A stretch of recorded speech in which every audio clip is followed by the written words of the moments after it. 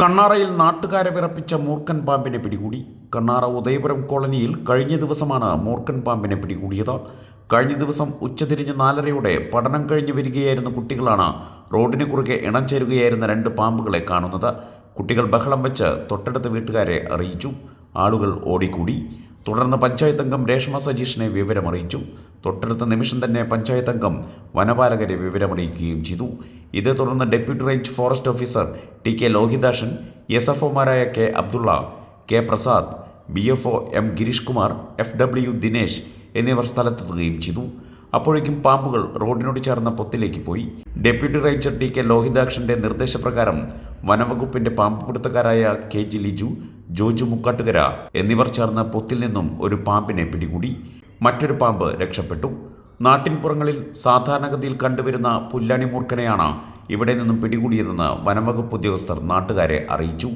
പ്രദേശത്ത് പാമ്പുകളുടെ ശല്യം കൂടുതലാണെന്നും പഞ്ചായത്ത് അംഗം രേഷ്മ സജീഷ് പറഞ്ഞു.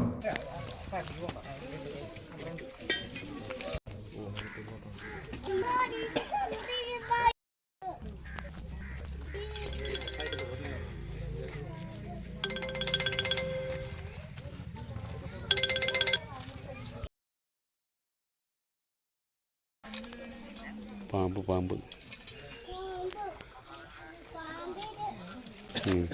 വിളിക്കാം.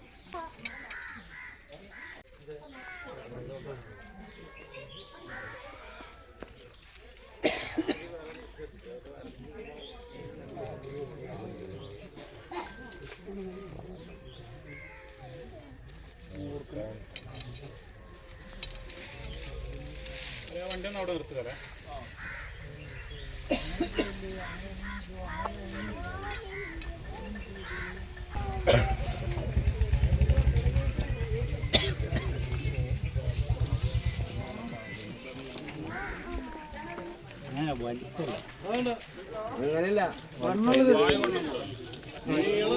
അത് വേണ്ട.